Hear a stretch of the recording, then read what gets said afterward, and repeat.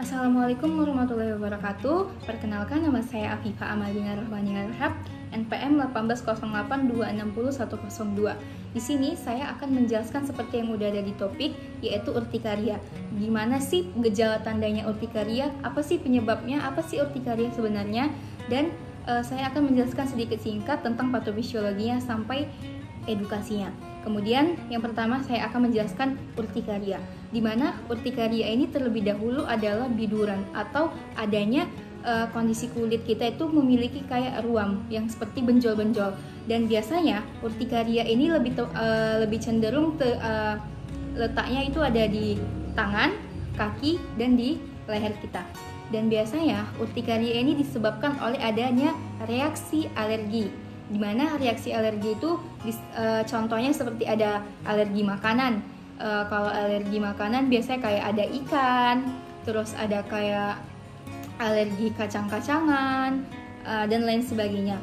Kemudian kalau dia alergi yang kedua, ada obat-obatan, di mana obat-obatan ini biasanya alergi obat penisilin dan alergi golongan diuretik. Kemudian etiologi selanjutnya apa? Biasanya dia penyebabnya karena gigitan serangga, dan yang ketiga itu ada paparan udara, di mana paparan udara itu bisa terjadi paparan udara yang udaranya dingin atau yang panas, tapi lebih cenderung biasanya ke udara dingin. Bisa juga ke panas sebenarnya. Kemudian gejala tandanya itu biasanya letaknya pada pembengkakan pada bibir. Gejalanya tandanya biasanya pembengkakan pada bibir, kemudian di kelopak mata, tenggorokan, dan tangan kaki. Dan biasanya gejalanya itu biasanya diiringi dengan pusing, mual, sesak napas, dan keringat dingin. Kemudian komplikasi apa sih yang biasanya menyebabkan urtikaria? Yang pertama itu ada angiodema sama anafilaksis. Biasanya angiodema itu adanya cairan gitu. Kemudian contoh pada orang yang terkena urtikaria pembengkakan pada bibir. Contohnya nanti di gambar di sini saya letakkan pada pembengkakan pada bibir. Kemudian kelopak mata.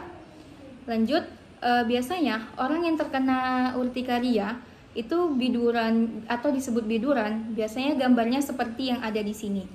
Biasanya dia bercak cuma sedikit, tapi kelamaan akan menimbulkan lebih banyak. Kemudian patofisiologinya saya dapat dari referensi. Di sini dia tuh menjelaskan urtikaria itu terjadi karena adanya vasodilatasi, di mana disertai permeabilitas kapiler yang meningkat sehingga terjadinya transudasi cairan yang mengakibatkan pengumpulan cairan setempat.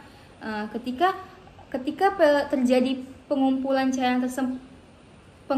cairan, di situ dia akan mengalami benjolan-benjolan tadi, terjadilah urtikaria. Saya akan menjelaskan hadis riwayat Al-Bukhari, di mana hadis riwayat Al-Bukhari itu menjelaskan kalau dari segi akhlak itu penyebab gatal-gatal itu biasanya dikarenakan sifat agresif dan rasa keinginan ketahuan kita. Makanya terjadilah gatal-gatal tersebut. Dan biasanya sifat agresif itu maksudnya yang kayak saya bilang tadi, dia rasa keingintahuannya. Jadi ketika kita tidak bisa mendapatkan apa yang kita mau, dia bakalan stres, terus kayak hormon kita juga terganggu, depresi, terus kayak penggangguan hormon sama psikolog kita. Kemudian ada surah yang menjelaskan, surah Al-Anbiya ayat 83, di mana surah Al-Anbiya ayat 83 juga menjelaskan bahwasanya, dan ingatlah kisah Ayub ketika ia menyuruh Tuhannya, ya Tuhanku, sesungguhnya aku telah ditimpa penyakit dan Engkau adalah Tuhan yang maha penyayang di antara semua penyayang. Di situ sudah menjelaskan bahwasannya kalau di surah Al-Anbiya ayat 83 ini menjelaskan tentang penyakit tadi. Kemudian edukasi tentang urtikaria ini apa sih sebenarnya? Di sini saya akan menjelaskan. Bisa kita melakukan mengkompresan dengan air, diletak di mana kita yang mengalami biduran tadi. Kemudian biasanya itu kita kompres 15 sampai 30 menitan. Kemudian hindari faktor pemicunya tadi. Apa sih faktor pemicunya? Yang saya bilang tadi kayak bawaan makanannya tadi, alerginya tadi kita hindari. Kayak kita alergi ikan, kita hindari ikannya dulu terlebih dahulu. Kemudian apalagi kita hindari obat-obatan yang nggak bisa masuk ke tempat kita, atau kita harus mengonsumsi obat itu dari dokter.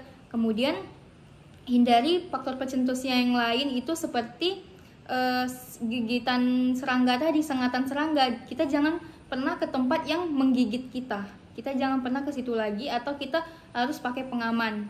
Kemudian mengonsumsi obat dari dokter tadi. Kita harus ke tempat dokter. Kita meminta dokter menjelaskan apa penyakit kita. Kita meminta dokter juga memberi obat yang sesuai dengan penyakit kita. Kemudian hindari pemakaian ketat. Kita harus menghindari pemakaian ketat karena kita memakai pemakaian ketat juga bisa menimbulkan gatal-gatal. Nanti dia ada bercak-cak juga di tempat yang kita melakukan pemakaian ketat. Kemudian makan buah-buahan yang baik juga, dan minum teratur obatnya. Lalu di sini saya akan menjelaskan tentang coronavirus 99. Kemudian apa sih coronavirus itu? Dimana coronavirus itu adalah virus yang menyerang sistem imun kita juga dan sistem pernapasan. Biasanya gejala tanda yang dijumpai pada COVID-19 ini ialah seperti sesak napas, demam. Dan demam yang harus kita ketahui adalah demam ini biasanya dia di atas 38 derajat Celcius. Kemudian kita bisa juga menjumpai sakit tenggorokan. Kemudian ada batuk kering, ada juga sakit kepala. Dan biasanya dia disebabkan oleh virus corona atau coronavirus. Lalu cara penularan COVID-19 itu gimana sih sebenarnya? Cara penularannya itu sebenarnya ada beberapa banyak hal, tetapi yang saya jelaskan sini cuma 2. Dimana ada dia cara droplet. Dimana cara droplet ini ialah dengan cara bersin atau batuk di depan orang yang tidak mengalami coronavirus. Jadi ketika kita berpapasan dengan orang, kita bicara dengan orang dan kita nggak tahu, kita bicara, dia bersin, tidak menutup dengan sebaiknya, memang harus kita tutup. Kemudian dia membersihkannya, membatukannya, membuang ludah, kita menghirupnya, masuk, ya kita juga akan terinfeksi coronavirus. Kemudian cara penularan yang kedua adalah memegang hidung, mata, dan mulut sebelum kita mencuci tangan. Itu juga bisa mengakibatkan kita terkena coronavirus. Kemudian biasanya virus corona itu bertahan di udara hanya sampai 2 jam. Kalau nggak salah sampai 2 jam. Kemudian pencegahannya itu apa sih sebenarnya? Pencegahan coronavirus itu bisa kita terapkan sendiri dengan diri kita sendiri, yaitu dengan menerapkan physical distancing, di mana jarak kita harus ke orang lain itu 1 meter, biar tidak menyebabkan atau menularkan virus-virus corona lain kepada orang lain. Kemudian kita harus menggunakan masker. Kita harus menggunakan masker kemanapun kita pergi, agar tidak menghirup udara yang bisa membuat kita menjadi coronavirus atau mengidap penyakit corona. Kemudian apalagi, kita harus rutin mencuci tangan.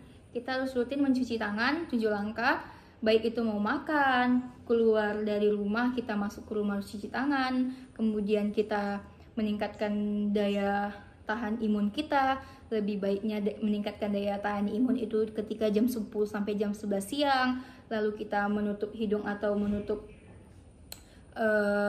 mulut ketika kita batuk dan bersin. Adab kita harus baik gitu. Mungkin kita kesimpulannya di urtikaria juga kita harus bisa melakukan apa yang kita rasakan. Maksudnya kita harus bisa menjaga pola makan biar kita nggak mengidap urtikaria atau biduran. Kemudian di COVID-19 ini pesannya kita harus menjaga physical distancing kita biar kita tidak tertular penyakit. Mungkin ini saja yang bisa saya sampaikan. Assalamualaikum warahmatullahi wabarakatuh.